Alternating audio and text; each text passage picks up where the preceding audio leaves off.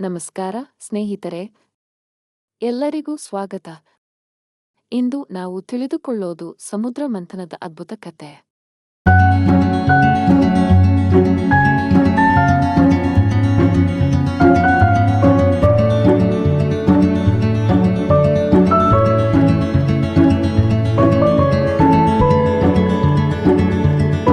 ಈ ಕಥೆಯು ಹಿಂದೂ ಪುರಾಣಗಳಲ್ಲಿ ಅತ್ಯಂತ ರೋಚಕವಾದ ಮತ್ತು ಮಹತ್ವಪೂರ್ಣವಾದ ಘಟನೆಗಳಲ್ಲಿ ಒಂದಾಗಿದೆ. ಇದು ದೇವತೆಗಳು ಮತ್ತು ಅಸುರರ ಸಹಕಾರದಿಂದ ನಡೆದ ಒಂದು ಅದ್ಭುತ ಸಾಹಸ. ಈ ಕಥೆಯಲ್ಲಿ ನೀವು ಅನೇಕ ರೋಚಕ ಘಟನೆಗಳು, ದೈವಿಕ ಶಕ್ತಿಗಳು ಮತ್ತು ನೀತಿಕತೆಗಳನ್ನು ಕಾಣುವಿರಿ. ಹಾಗಾದರೆ ಈ ಕಥೆಯನ್ನು ವಿವರವಾಗಿ ತಿಳಿದುಕೊಳ್ಳೋಣ. ಸಮುದ್ರ ಮಂಥನದ ಕಥೆಯು ಹಿಂದೂ ಪುರಾಣಗಳ ಪ್ರಕಾರ ದೇವತೆಗಳು ಮತ್ತು ಅಸುರರ ನಡುವಿನ ಸಹಕಾರದಿಂದ ನಡೆದ ಒಂದು ಮಹಾನ್ ಘಟನೆ. ಈ ಘಟನೆಯ ಹಿಂದಿನ ಕಾರಣವೆಂದರೆ ದೇವತೆಗಳು ಅಮರತ್ವವನ್ನು ಪಡೆಯಲು ಬಯಸಿದ್ದರು. ಆದರೆ ಅಮರತ್ವದ ರಹಸ್ಯವು ಸಮುದ್ರದ ಆಳದಲ್ಲಿ ಮುಚ್ಚಿಹೋಗಿತ್ತು. ದೇವತೆಗಳು ತಮ್ಮ ಶಕ್ತಿಯನ್ನು ಕಳೆದುಕೊಂಡಿದ್ದರು ಮತ್ತು ಅಸುರರಿಂದ ಸದಾ ಭಯಭೀತರಾಗಿದ್ದರು. ಅವರು ತಮ್ಮ ಶಕ್ತಿಯನ್ನು ಮರಳಿ ಪಡೆಯಲು ಮತ್ತು ಅಮರತ್ವವನ್ನು ಪಡೆಯಲು ಒಂದು ಮಾರ್ಗವನ್ನು ಹುಡುಕುತ್ತಿದ್ದರು. ಆಗ ಭಗವಾನ್ ವಿಷ್ಣು ಅವರು ದೇವತೆಗಳಿಗೆ ಸಮುದ್ರ ಮಂಥನ ಮಾಡಿ ಅದರಿಂದ ಅಮೃತವನ್ನು ಹೊರತರಲು ಸಲಹೆ ನೀಡಿದರು. ಆದರೆ ಸಮುದ್ರ ಮಂಥನವು ಒಬ್ಬರಿಂದ ಸಾಧ್ಯವಾದ ಕಾರ್ಯವಲ್ಲ. ಅದಕ್ಕಾಗಿ ದೇವತೆಗಳು ಮತ್ತು ಅಸುರರು ಒಟ್ಟಾಗಿ ಕೆಲಸ ಮಾಡಲು ನಿರ್ಧರಿಸಿದರು. ಇದು ದೇವತೆಗಳು ಮತ್ತು ಅಸುರರ ನಡುವಿನ ಒಂದು ಅಪೂರ್ವ ಸಹಕಾರವಾಗಿತ್ತು. ಸಮುದ್ರ ಮಂಥನಕ್ಕೆ ಸಿದ್ಧತೆಗಳು ಪ್ರಾರಂಭವಾದವು. ದೇವತೆಗಳು ಮತ್ತು ಅಸುರರು ಒಟ್ಟಾಗಿ ಕೆಲಸ ಮಾಡಲು ನಿರ್ಧರಿಸಿದರು. ಅವರು ಸಮುದ್ರವನ್ನು ಮಂಥನ ಮಾಡಲು ಒಂದು ದೊಡ್ಡ ಪರ್ವತವಾದ ಮಂದಾರ ಪರ್ವತವನ್ನು ಬಳಸಲು ನಿರ್ಧರಿಸಿದರು. ಆದರೆ ಮಂದಾರ ಪರ್ವತವು ತುಂಬಾ ಭಾರವಾಗಿತ್ತು. ಅದನ್ನು ಸಮುದ್ರದ ಮಧ್ಯೆ ಸ್ಥಾಪಿಸಲು ಸಾಧ್ಯವಾಗಲಿಲ್ಲ. ಆಗ ಭಗವಾನ್ ವಿಷ್ಣು ಅವರು ತಮ್ಮ ಅವತಾರವಾದ ಕೂರ್ಮಾವತಾರ ಆಮೆಯ ರೂಪದಲ್ಲಿ ಬಂದು ಮಂದಾರ ಪರ್ವತವನ್ನು ತಮ್ಮ ಬೆನ್ನಿನ ಮೇಲೆ ಹಿಡಿದುಕೊಂಡರು. ಇದರಿಂದ ಪರ್ವತವು ಸಮುದ್ರದಲ್ಲಿ ಸ್ಥಿರವಾಗಿ ನಿಂತಿತು. ಮಂಥನಕ್ಕೆ ಬೇಕಾದ ರಸ್ಸು ಎಂದರೆ ವಾಸುಕಿ ನಾಗ. ವಾಸುಕಿ ನಾಗನು ದೇವತೆಗಳು ಮತ್ತು ಅಸುರರ ನಡುವಿನ ಒಪ್ಪಂದದ ಪ್ರಕಾರ ಮಂಥನದ ರಸ್ಸಾಗಿ ಬಳಸಲ್ಪಟ್ಟನು. ದೇವತೆಗಳು ವಾಸುಕಿ ನಾಗನ ಒಂದು ತುದಿಯನ್ನು ಹಿಡಿದರು ಮತ್ತು ಅಸುರರು ಇನ್ನೊಂದು ತುದಿಯನ್ನು ಹಿಡಿದರು. ಸಮುದ್ರ ಮಂಥನ ಪ್ರಾರಂಭವಾಯಿತು. ದೇವತೆಗಳು ಮತ್ತು ಅಸುರರು ಪರಸ್ಪರ ಎಳೆದುಕೊಂಡು ಮಂದಾರ ಪರ್ವತವನ್ನು ಸಮುದ್ರದಲ್ಲಿ ತಿರುಗಿಸಲು ಪ್ರಾರಂಭಿಸಿದರು. ಆದರೆ ಮಂಥನದ ಪ್ರಕ್ರಿಯೆಯು ಸುಲಭವಾಗಿರಲಿಲ್ಲ. ಮಂದಾರ ಪರ್ವತವು ಸಮುದ್ರದಲ್ಲಿ ಮುಳುಗಲು ಪ್ರಾರಂಭಿಸಿತು.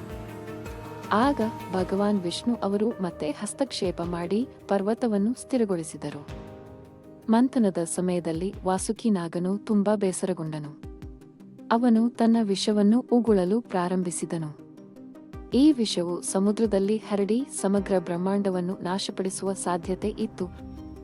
ಆಗ ಭಗವಾನ್ ಶಿವ ಅವರು ಈ ವಿಷವನ್ನು ಪಾನ ಮಾಡಿ ಅದನ್ನು ತಮ್ಮ ಕಂಠದಲ್ಲಿ ಸ್ಥಿರಗೊಳಿಸಿದರು. ಇದರಿಂದಾಗಿ ಅವರ ಕಂಠವು ನೀಲಿ ಬಣ್ಣಕ್ಕೆ ತಿರುಗಿತು ಮತ್ತು ಅವರನ್ನು ನೀಲಕಂಠ ಎಂದು ಕರೆಯಲಾಯಿತು. ಸಮುದ್ರ ಮಂಥನದಿಂದ ಅನೇಕ ಅದ್ಭುತ ವಸ್ತುಗಳು ಹೊರಬಂದವು. ಇವುಗಳನ್ನು ನವರತ್ನಗಳು ಎಂದು ಕರೆಯಲಾಗುತ್ತದೆ. ಸಮುದ್ರ ಮಂಥನದಿಂದ ಹೊರಬಂದ ನವರತ್ನಗಳು ಅತ್ಯಂತ ಮಹತ್ವಪೂರ್ಣವಾದವು. ಇವುಗಳಲ್ಲಿ ಪ್ರತಿಯೊಂದೂ ತನ್ನದೇ ಆದ ವಿಶೇಷತೆ ಮತ್ತು ಮಹತ್ವವನ್ನು ಹೊಂದಿದೆ. ಈಗ ನಾವು ಪ್ರತಿಯೊಂದು ರತ್ನವನ್ನು ವಿವರವಾಗಿ ತಿಳಿದುಕೊಳ್ಳೋಣ. 1. ಹಾಲಾಹಲ ವಿಷ. ಸಮುದ್ರ ಮಂಥನದಿಂದ ಹೊರಬಂದ ಮೊದಲ ವಸ್ತು ಹಾಲಾಹಲ ವಿಷ. ಇದು ತುಂಬಾ ಭಯಂಕರವಾದ ವಿಷವಾಗಿತ್ತು. ಇದರಿಂದ ಸಮಗ್ರ ಬ್ರಹ್ಮಾಂಡವೇ ನಾಶವಾಗುವ ಸಾಧ್ಯತೆ ಇತ್ತು. ಈ ವಿಷದ ಧೂಮ್ರಪಾನದಿಂದ ಸಮುದ್ರದ ನೀರು ಕುದಿಯಲು ಪ್ರಾರಂಭಿಸಿತು ಮತ್ತು ಪ್ರಾಣಿಗಳು ಸಾಯಲು ಪ್ರಾರಂಭಿಸಿದವು. ಆಗ ದೇವತೆಗಳು ಮತ್ತು ಅಸುರರು ಭಯಭೀತರಾದರು. ಅವರು ಭಗವಾನ್ ಶಿವನನ್ನು ಪ್ರಾರ್ಥಿಸಿದರು. ಶಿವನು ಈ ವಿಷವನ್ನು ಪಾನ ಮಾಡಲು ನಿರ್ಧರಿಸಿದರು. ಅವರು ವಿಷವನ್ನು ತಮ್ಮ ಕೈಯಲ್ಲಿ ತೆಗೆದುಕೊಂಡು ಅದನ್ನು ಪಾನ ಮಾಡಿದರು. ಆದರೆ ವಿಷವನ್ನು ಗಂಟಲಿನಲ್ಲಿ ಸ್ಥಿರಗೊಳಿಸಿದರು. ಇದರಿಂದಾಗಿ ಅವರ ಕಂಠವು ನೀಲಿ ಬಣ್ಣಕ್ಕೆ ತಿರುಗಿತು ಮತ್ತು ಅವರನ್ನು ನೀಲಕಂಠ ಎಂದು ಕರೆಯಲಾಯಿತು. ಈ ಘಟನೆಯು ಶಿವನ ತ್ಯಾಗ ಮತ್ತು ದಯೆಯನ್ನು ತೋರಿಸುತ್ತದೆ. ಅವರು ಸಮಗ್ರ ಬ್ರಹ್ಮಾಂಡವನ್ನು ರಕ್ಷಿಸಲು ತಮ್ಮ ಜೀವನವನ್ನೇ ಪಣಕ್ಕಿಟ್ಟರು. 2. ಕಾಮಧೇನು. ಸಮುದ್ರ ಮಂಥನದಿಂದ ಹೊರಬಂದ ಮುಂದಿನ ರತ್ನವೆಂದರೆ ಕಾಮಧೇನು. ಇದು ದಿವ್ಯವಾದ ಹಸು, ಇದು ಅಪಾರ ಸಂಪತ್ತು ಮತ್ತು ಸಂತೋಷವನ್ನು ನೀಡುವ ಸಾಮರ್ಥ್ಯ ಹೊಂದಿತ್ತು. ಕಾಮಧೇನುವು ಯಾವುದೇ ಇಚ್ಛೆಯನ್ನು ಪೂರೈಸುವ ಸಾಮರ್ಥ್ಯ ಹೊಂದಿತ್ತು. ಕಾಮಧೇನುವನ್ನು ವಶಿಷ್ಠನು ಪಡೆದುಕೊಂಡನು. ಇದು ಅವನ ಆಶ್ರಮದ ಸಂಪತ್ತು ಮತ್ತು ಸಮೃದ್ಧಿಯನ್ನು ಹೆಚ್ಚಿಸಿತು. ಕಾಮಧೇನುವಿನ ಕಥೆಯು ನಮಗೆ ದಾನ ಮತ್ತು ಸಂತೋಷದ ಮಹತ್ವವನ್ನು ಬೋಧಿಸುತ್ತದೆ. 3. ಐರಾವತ.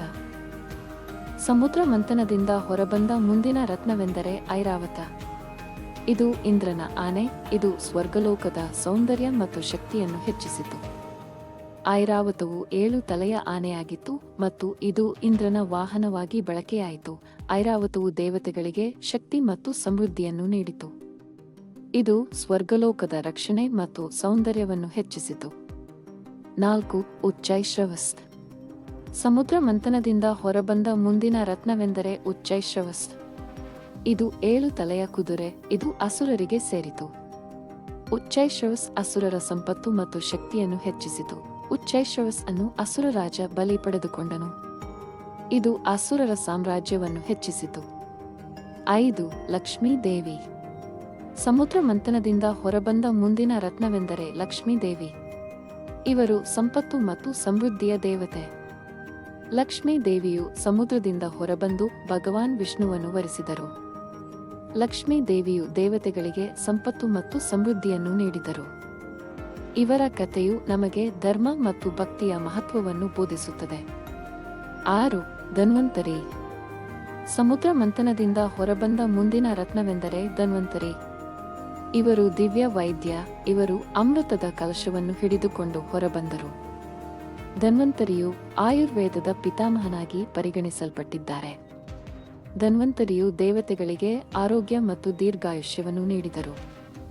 ಇವರ ಕಥೆಯು ನಮಗೆ ಆರೋಗ್ಯ ಮತ್ತು ಚಿಕಿತ್ಸೆಯ ಮಹತ್ವವನ್ನು ಬೋಧಿಸುತ್ತದೆ. 7. ಪಾರಿಜಾತ ವೃಕ್ಷ. ಸಮುದ್ರ ಮಂಥನದಿಂದ ಹೊರಬಂದ ಮುಂದಿನ ರತ್ನವೆಂದರೆ ಪಾರಿಜಾತ ವೃಕ್ಷ. ಇದು ದಿವ್ಯವಾದ ಮರ. ಇದು ಸ್ವರ್ಗಲೋಕದ ಸೌಂದರ್ಯವನ್ನು ಹೆಚ್ಚಿಸಿತು.